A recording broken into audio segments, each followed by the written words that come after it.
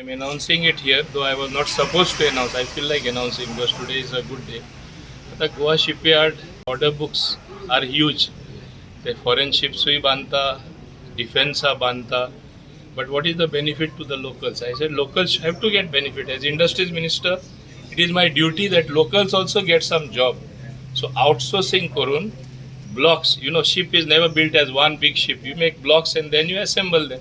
Blocks can be made in any shed. It can be made in any shipyard. It can be made by a common man. It's not rocket science. So the managing director, Mr. Upadhyaya, he was kind enough to agree to the proposal.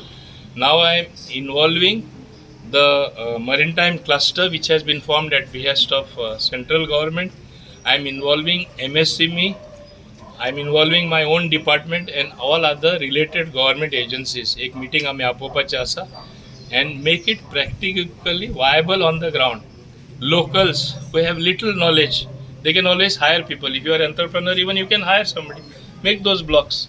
So, and I am told by the MD that more than 300 worth such small works are to be given outsourced in the next 5 years to make a beginning, and the order books are full. So let Goans also will get benefit. Ebashin kone karna chituna industrial sector, but I'm thinking on those lines where local will get benefit, and I'm making it happen.